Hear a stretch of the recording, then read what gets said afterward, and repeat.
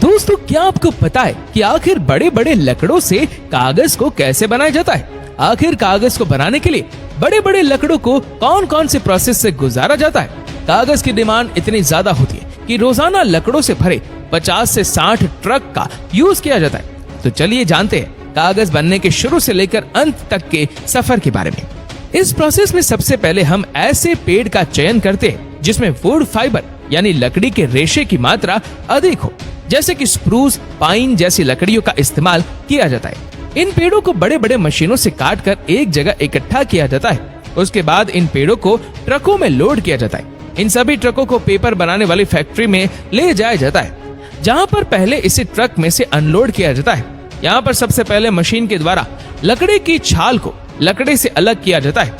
इसके बाद इन बड़े बड़े लकड़ी के टुकड़ों को एक क्रशर मशीन में डाला जाता है। ये मशीन इन बड़े बड़े लकड़ों को छोटे छोटे चिप्स के आकार में कन्वर्ट कर देती है। अब इन चिप्स को कन्वेयर बेल्ट के जरिए डाइजेस्टर में भेज दिया जाता है, जहां पर इन्हें एसिडिक सॉल्यूशन के साथ उबाला जाता है, जिस वजह से वुड फाइबर और लिग्निन दोनों अलग अलग हो जाते हैं। दोस्तों, अगर आपको लिग्निन के बारे में नहीं पता तो बता दे कि लिग्निन एक सब्सटेंस होता है जो कि लकड़ी को कठोर बनाए रखता है।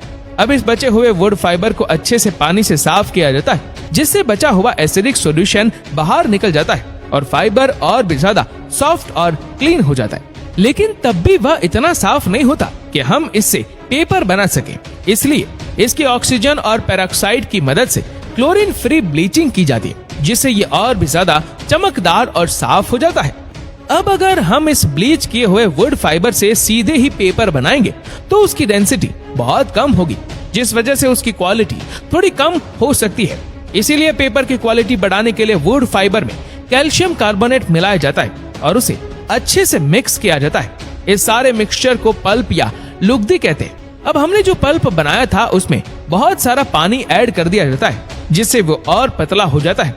और अगर हम कलरफुल कागज बनाना चाहते हैं तो इसमें हम कलर भी ऐड कर सकते हैं। इस सारे मिक्सचर को पेपर मेकिंग मशीन में भेज दिया जाता है। पेपर मशीन ही वो मेन मशीन होती है जो पल्प को पेपर में कन्वर्ट कर देती है। पेपर मेकिंग मशीन में लाइन में कई सारे रोलर लगे होते हैं, जिसमें से गुजर कर पल्प पेपर में कन्वर्ट हो जाता है। पेपर मेकिंग मशीन में एक खास चेंबर होता है जिसे हेडबॉक्स कहा जाता है। इस हेडबॉक्स में पल्प को डाला जाता है। इस हेडबॉक्स में सक्शन ब्लेड लगे होते हैं, जिसके बाद पल्प को प्रेशर के साथ रोलर पर भेज दिया जाता है। कई सारे रोलर में से पल्प को पास किया जाता है, जिस वजह से पल्प का पानी धीरे धीरे बाहर निकल जाता है और पतला पेपर बनता जाता है। अब लास्ट में इसे एक गर्म चेंबर से गुजारा जाता है, जिससे कागज की पतली परत से पूरा पानी निकल जाता है और हमें सूखा कागज मिल जाता है। कुछ इस तरह से कागज बनकर तैयार हो जाता है और फिर इस कागज का एक रोल बना लिया जाता है। फिर इस बड़े रोल में से छोटे छोटे रोल बनाए जाते हैं और फिर इसे पैक करके मार्केट में बेचने के लिए भेज दिया जाता है।